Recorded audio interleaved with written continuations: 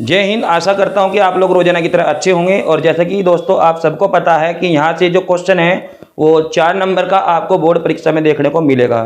ये विकास लेक्चर का दावा है सर 2020, 21, 22, 23 में लगातार 4 सालों से यहाँ पर ये क्वेश्चन एग्जाम में नहीं आया है ना। तो 2024 में अगर आप बोर्ड की प्रिपरेशन कर रहे हो तो ये क्वेश्चन आपको तैयार करके जाना है और इस छोटे समय के वीडियो को आपको लास्ट तक देखना है ना, क्योंकि आपको ये वीडियो देखने के बाद दूसरा वीडियो इस टॉपिक से संबंधित नहीं देखना पड़ेगा। चलिए, आप चैनल को सब्सक्राइब करें ना करें वो आपकी मर्जी है भैया, लेकिन सीख के जाओ, ये इंपॉर्टेंट है यहाँ पर। तो चलिए समझते हैं कोलराउस नियम।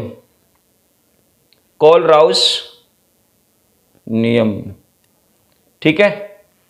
अगर हम इसकी इंग्लिश में बात करें भैया तो कहूल, है ना, कहूल राउस, थोड़ा सा एच का यहाँ पर ये इसमें फंडा होता है, आप जानते भी होंगे। तो जो साइंटिस्टों के नाम होते हैं उनमें इंग्लिश में थोड़ा सा गड़बड़ होता है, तो यहाँ पर एच ये इस तरीके से लिखा जाता है, ठीक है। कोलराउस नियम, ठीक है। और जितना मर्जी इस पर स्टार लगा लीजिए आप, ठीक है, जितना मर्जी इस पर स्टार लगा लीजिए, क्योंकि यहाँ पर जो मैं वीडियो लेकर आ रहा हूँ या वीडियो बना रहा हूँ भाई, ये केवल यहाँ पर इसलिए नहीं बना रहा हूँ, है ना, ये केवल आपको एग्जाम के हिसाब से ही यहाँ पर वीडियो देखने को मिलेगा, ठीक है। केवल राष्ट्र हित में शिक्षा की बात यहाँ पर होती है भाई, ठीक है।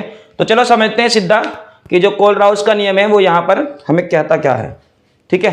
तो बहुत ही बेसिक से समझेंगे, केवल समझने से ही आपके दिमाग में सेट हो जाएगा। मैंने कहा इसकी प्रोफाइल दिमाग के अंदर कहीं बनाकर रख लीजिए और वहां पर एक साथ के साथ एंटीवायरस भी अपडेट कर लीजिए, है ना, क्योंकि ये आपके दिमाग से कभी निकलने वाला नहीं है आज के बाद, ठीक है। तो चलो समझो, अब ये जो कोलराउस है, कोलराउस ने क्या किया कि इन्होंने एक दुर्बल विद्युत अपघट्य लिया। क्या लिया सर? दुर्बल विद्युत अपघट्य लिया, ठीक है। आप ये जरूर सोच रहे होंगे कि दुर्बल विद्युत अपघट्य क्या चीज होती है, ये भी बताऊंगा मैं आपको। दुर्बल विद्युत अपघट्य, ठीक है। तो जो दुर्बल विद्युत अपघट्य के लिए जो अनंत तनुता पर जो मोलर चालकता होती है ना, अनंत तनुता पर जो मोलर चालकता होती है, आप जानते होंगे जो सिंबल है ना, ये होता है आपका इन्फिनिटिव, जिसको आप हिंदी में अनंत कहते हो, ठीक है। और ये मोलर चालकता है, मोलरता। तो मोलर चालकता के लिए हम ऐसा सिंबल यूज करते हैं और अनंत के लिए इन्फिनिटिव, यहां पर इसमें मोलर चालकता का सिंबल लगाएंगे, ठीक है। इतना समझ में आया? चलो अब आगे की बात करेंगे। तो जो मेरे पास अनंत तनुता है, अनंत तनुता, एक एक बात का यहां पर मतलब जानेंगे।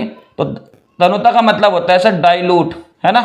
आप जब केमिस्ट्री की लैब में जाते होंगे तो आपने देखा होगा डाइल्यूट H2SO4 इस तरीके से लिखा रहता है, H2SO4, और यहाँ पर DIL इस तरीके से, दिल जिसको तुम दिल बोलते हो, तो ये होता है डाइल्यूट। इस DIL का मतलब होता है डाइल्यूट। या HCl आप देखते होंगे वहां पर, HNO3 भी देखते होंगे, है ना।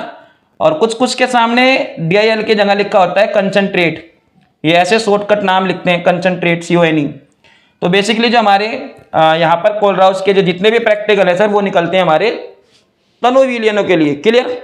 अगर आप कंपटीशन एग्जाम में बैठते हैं ना तो क्वेश्चन एक आपका यहीं से बन जाएगा कि जो कोलराउस का नियम है वो किस तरह के विलयनों पर लागू होता है। तो आपको बताना है कि सर ये तनु विलयनों पर लागू होता है। क्लियर? और अगर दुर्बल हो तो भाई बहुत अच्छी बात है, दुर्बल का मतलब कमजोर, है ना, जो आप समझ रहे हो, दुर्बल का मतलब होता है कमजोर। तो कमजोर इलेक्ट्रोलाइटिक यानी कि विद्युत अपघट्य, और अपघट्य का मतलब होता है सर यहां से प्लस और माइनस में डिवाइड होना। आपको अगर मतलब समझ में आ गया तो बताओ आगे की बात शुरू करेंगे, ठीक है। आपको मतलब समझ में आ गया? ठीक है। अब देखो इन्होंने क्या करा कि अनंत तनुता पर, अनंत तनुता पर, ठीक है, अनंत तनुता पर जो विद्युत अपघट्य है, या विद्युत कह लो, विद्युत अपघट्य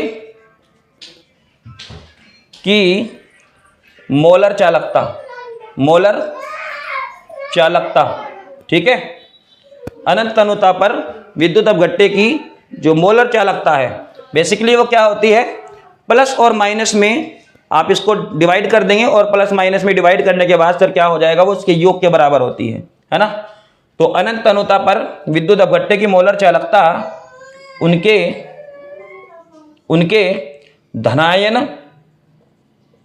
व ऋणायन, या ऋणायनों लिख लो, धनायनों व ऋणायनों के योग के बराबर होती है, योग के बराबर होती है।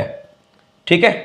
अब आपको बड़ा अजीब लग रहा होगा कि सर आपने तो ट्रिक बताई थी, यहाँ पर तो ट्रिक का तो कुछ मैटर ही नहीं है, आपने तो उसकी डेफिनेशन थोड़ा सा रटवाने के बेस पे लिख दी। तो सर मैं आपको वही बता रहा हूँ, इसकी ट्रिक ही है। क्या क्या ट्रिक है इसकी? अनंत अनुता। और अनंत अनुता को लिखते हैं सर हम ऐसे, है ना, अनंत, इन्फिनिटिव लगाया और यहाँ पर मोलर।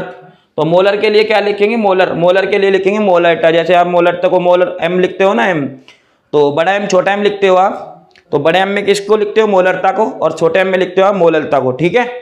तो ये इस तरीके से लिख देंगे आप बराबर। अब कह रहा है धनायन और ऋणायनों के योग के बराबर होगी।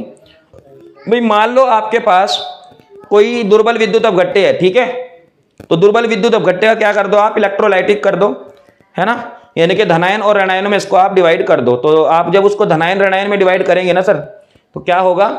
तो यहाँ पर ये हो जाएगा कि एक तो आपका जो प्लस है और एक जो आपका माइनस है ना, तो एक प्लस और एक आपकी माइनस।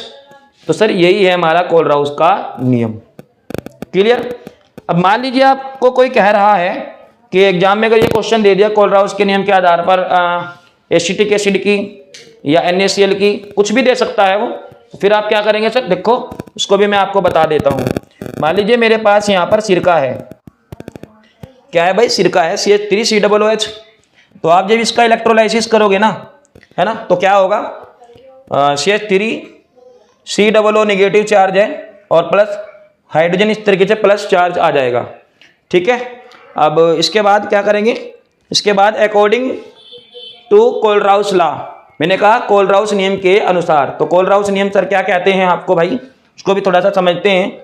तो मैंने कहा हमारे पास जो है अनंत, ठीक है, तनुता पर जो मोलर चल लगता है किसकी? सिरके की। तो यहाँ पर इस बार आपको सिरका लिख देना है। देखो कितना आसान है। मान लीजिए यहाँ पर सर ने आपको दिया NaCl, तो आप यहाँ पे NaCl टेक दीजिए, स्टार्टिंग वाले पॉइंट पे आपको वो लिख देना है जो यहाँ पर है। ठीक है। और बराबर, यहाँ पे बराबर है। अब प्लस वाला सिंबल आपका यहाँ है, तो ये आपको ऐसे लिख देना है, तो ये हाइड्रोजन आ जाए, हो जाएगा प्लस। आपका जो निगेटिव चार्ज है ये इस तरीके से आपका यहाँ पर CH3COO नेगेटिव, इस तरीके से आपका ये हो जाएगा। ठीक है। तो ये था आपका कोलराउस का नियम। ठीक है। तो उम्मीद करता हूं कि आपको ये क्वेश्चन समझ में आ गया होगा। ठीक है। तो ये मेरा वीडियो आपको कैसा लगा आप मुझे कमेंट करके बता सकते हो। ठीक है। क्वेश्चन इंपॉर्टेंट है, ये फिक्स है, 2024 में आपको देखने को मिलेगा। ठीक है। अगर आप इसी तरह के और भी वीडियो मुझसे पाना चाहते हो तो अपना जो भी डाउट है फिजिक्स, केमिस्ट्री, बायो को लेकर के आप मुझे कमेंट बॉक्स में जरूर अपना कोई भी क्वेश्चन बताएं। प्रयास करूंगा कि उस क्वेश्चन को एकदम रसमलाई की तरह जो है बहुत आसान करके आपके सामने प्रस्तुत करूं। तो फिलहाल आपको जो है वीडियो देखने के लिए बहुत बहुत धन्यवाद। जय हिंद।